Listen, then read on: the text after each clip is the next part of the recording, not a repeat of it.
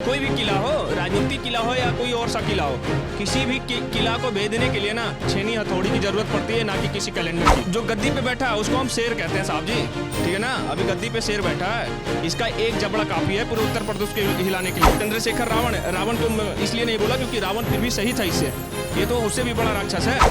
खटाखट की बात कर रहे हैं, उत्तर प्रदेश की जनता है वो, अनपढ़ ना समझिएगा, ठीक है ना। अगर साधु के भेष में रह रहे हैं तो उनको अनपढ़ मत समझिए। जिस पीढ़ी की वो बात कर रहे हैं ना, उसी पीढ़ी में आने वाले लोग उनको पटापट चप्पल चलाएंगे यहीं पे। उसी प्रकार से उनका नक्शा बदलकर यूपी के विधानसभा में लगा दिया जाएगा कि ये हमारे पूर्व मुख्यमंत्री के बेटा जी हैं, जिनको मार मार के चप्पल से शकल सुझा दिया गया। कृष्ण के वंशज है यादव। आपको लगता है कि अखिलेश यादव कृष्ण के वंशज है, जो हमेशा मुगलों की बात करते हैं, जो हमेशा बाबरी मस्जिद को दोबारा बनवाने की बात करते हैं। उनके सपने में भगवान कृष्ण नहीं, उनके सपने में ये आता है कि बाबर उनकी मम्मी के साथ सोया था, ठीक है ना। नमस्कार, मैं शिवम चौबे और आप देख रहे हैं सौगंध टीवी।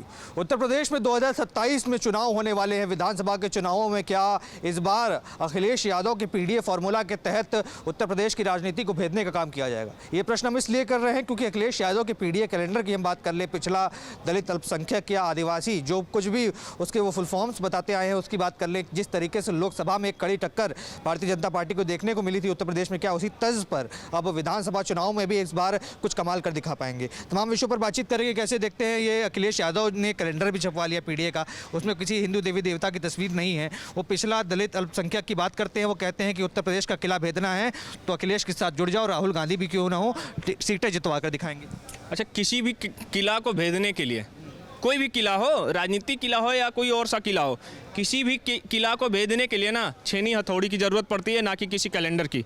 पेपर अगर आप किले पे रखिएगा तो पेपर हवा से उड़ जाएगा, ठीक है ना। तो इसी प्रकार 2027 में जो चुनाव आने वाला है, तो जो अभी गद्दी पे बैठा है ना, जो गद्दी पे बैठा है उसको हम शेर कहते हैं साहब जी, ठीक है ना। अभी गद्दी पे शेर बैठा है, इसका एक जबड़ा काफ़ी है पूरे उत्तर प्रदेश के हिलाने के लिए। और ऐसे जिस कटुए की आप बात कर रहे हैं, अखिलेश यादव की बात कर रहे हैं, आप पीडीए की बात कर रहे हैं।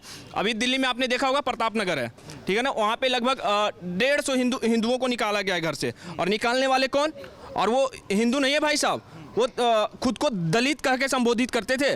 और वहाँ पे एक मजार मदरसा था, उस मदरसे को चलाने के लिए वो चंदा दिया करते थे। आज उनको निकाला गया। क्या अखिलेश यादव या तो फिर चंद्रशेखर, जो अभी चंद्रशेखर रावण तो इसलिए नहीं बोला क्योंकि रावण फिर भी सही था इससे, ये तो उससे भी बड़ा राक्षस है। तो इनका आवाज़ कहाँ गया था? ये पीडीए की बात करते हैं।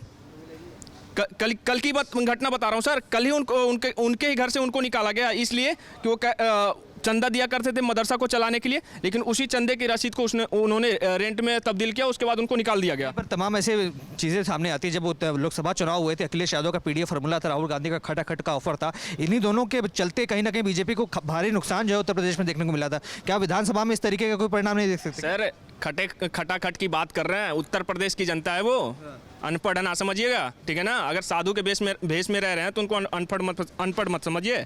सारे वेदों का ज्ञान रहता है उनके पास। अगर अखिलेश यादव पहुंच गया ना किसी भी बस्ती में, ये कहने कि आप इस जाति से, आप उस जाति से, तो मैं गारंटी देता हूं आपको, जिस पीडीए की वो बात कर रहे हैं ना, उसी पीडीए में आने वाले लोग उनको पटापट चप्पल चलाएंगे यहीं पे। पूरा ये नक्शा बदल दिया जाएगा। जिस प्रकार से अखंड भारत का नक्शा लगा हुआ है ना अभी हमारे संसद भवन में, उसी प्रकार से उनका नक्शा बदलकर यूपी के विधानसभा में लगा दिया जाएगा कि ये हमारे पूर्व मुख्यमंत्री के बेटा जी हैं, जिनको मार मार के चप्पल से शकल सुझा दिया गया। तो आप किसकी बात कर रहे हैं? जिनको 2 कौड़ी बराबर भाव नहीं उनका बिकता कुछ भी। यादव उनके समर्थन में नहीं आते। जिस यादव की बात करते कहते हम यादव जाति के हैं। मैं तो यादवों से भी कहना चाहूँगा, भाई जिसके लिए तुम जान दे रहे हो ना, वही लोग उन यादवों का जान लेने में लगे हैं। उन यादवों को इसी देश में कहा जाता है कि कृष्ण के वंशज है यादव। आपको लगता है कि अखिलेश यादव कृष्ण के वंशज हैं, जो हमेशा मुगलों की बात करते हैं, जो हमेशा बाबरी मस्जिद को दोबारा बनवाने की बात करते हैं, जो मथुरा में जो मस्जिद बना हुआ है, उस मस्जिद को लेकर वो कभी आवाज नहीं उठाए। वो तो कहते हैं भगवान कृष्ण सपने में आते हैं। अरे उनके सपने में भगवान कृष्ण नहीं, उनके सपने में ये आता है कि बाबर उनकी मम्मी के साथ सोया था, ठीक है ना। बाबर उनका अब्बू है, नाजायज अब्बू है। तो आप उसकी बात मत करिए कि अखिलेश यादव ये वो कर देगा। सर, कुछ नहीं कबाड़ पाएगा। उत्तर प्रदेश की गद्दी पे एक शेर बैठा हुआ है, और शेर हमेशा जंगल का राजा होता है। और शेर के आसपास जितने भी होते हैं ना, भेड़िए ऐसे भौंकते रहते हैं, भेड़िए ऐसे चरते रहते हैं। तो इन भेड़ियों की क्या बात करेंगे हम? शेर का समर्थक है और शेर का समर्थन करते रहेंगे। आप देख रहे हैं सौगंध टीवी, सौगंध वतन की।